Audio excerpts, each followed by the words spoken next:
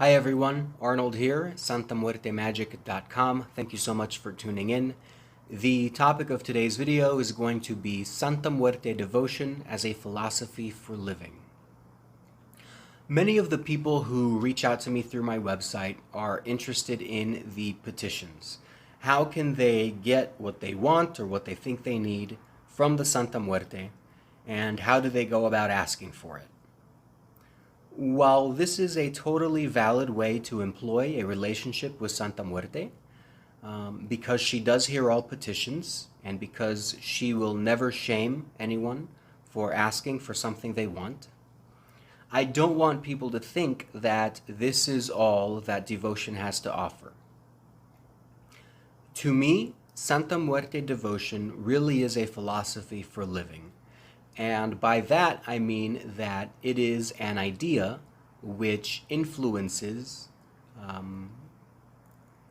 and informs my life decisions, both big and small.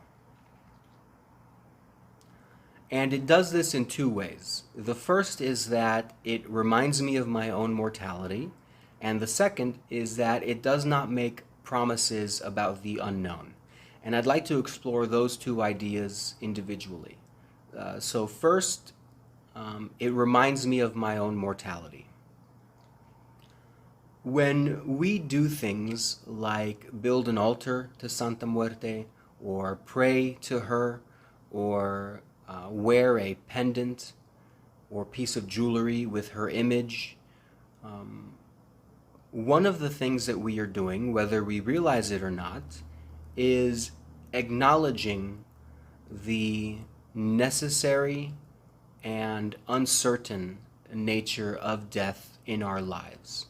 Death is very much a part of the human experience, and it is necessary because it happens to us all, and it is uncertain because we never know when Santa Muerte will see fit to cut the string that is our life. As a philosophy for living, I think this is a very valuable idea to keep in mind, because it can be very easy to fall into the trap of fooling yourself into thinking that there will be a tomorrow, that tomorrow is somehow guaranteed. And if you are an adult who has spent any time in the real world, you know that tomorrow is not guaranteed. And yet we are surrounded by people who live under this assumption. Well, we can pursue our goals tomorrow. We can indulge in a physical experience tomorrow. Tomorrow. And I think that what is so sad of living life under that false assumption is that it can be very easy to get to the end of your life and realize how unfulfilling it was, realizing how many opportunities for satisfaction and enjoyment you looked over because you thought that there would be a tomorrow. The second way that Santa Muerte devotion informs my life decisions is by not making promises about the unknown. And specifically what I'm talking about is what happens when we die. What can we expect when we cross the threshold from life into death? One of the hallmarks of major religions, other spiritual paths, is to provide an answer to this question of what happens when we die. Within the tradition of Santa Muerte, there is no answer provided, there is no promise made. The Santa Muerte promises you one thing, and that is death, that you will one day die, that she does love you enough to one day come for you, and that you will one day feel death's embrace. That's the only promise. Everything else is uncertain. And I think that this is actually one of the true blessings of being a devotee of Santa Muerte. Now, don't get me wrong, you will find devotees who have ideas and beliefs about the afterlife, but generally these ideas and beliefs are influenced by those outside religions, by those outside spiritual paths. They do not come organically from within the tradition of Santa Muerte. They're outside influences. And there's nothing wrong with this because remember, the Santa Muerte accepts us all. Even people with different beliefs and spiritual views. The Santa Muerte accepts us all. However, the fact that Santa Muerte herself does not make any promises about the unknown, I think is a blessing because it goes back to my first point of fooling yourself into thinking there will be a tomorrow.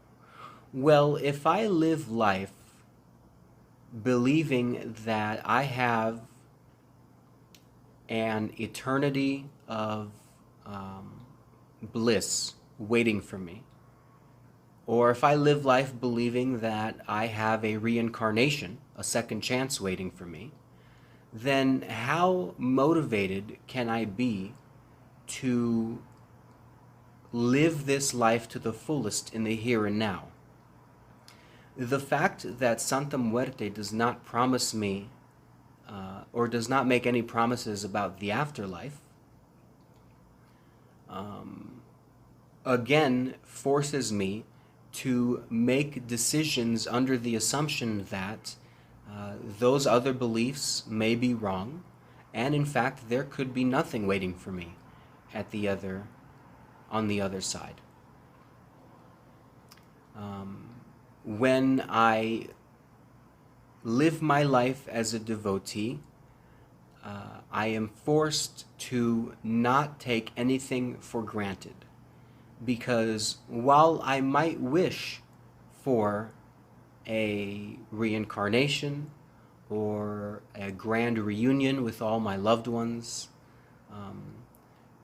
if I am being intellectually and spiritually honest with myself, I must recognize that this is a question that cannot be answered until I actually cross the threshold into death, at which point it may be too late for me to realize that I was wrong. So why not live life to the fullest now? Why not make every effort to live the best life possible in the best possible way now? And that informs my life decisions, big and small, because it informs how I treat people. It informs the efforts I make to indulge in the pleasures of the physical body, to enjoy the little things, and to work towards or pursue my big goals. So ultimately, that was the point I wanted to make, is that there is more to Santa Muerte devotion than the petitions, that it really can serve as a philosophy for living, if you will allow it, if you will accept it. Hopefully I've explained everything clearly, but as always, please reach out to me if you have any questions or comments. There is the contact form on my website. You can also reach out to me through the messenger system on Patreon, or also in the Discord chat server. Thank you so much for watching, and I will see you next time. Take care. Bye.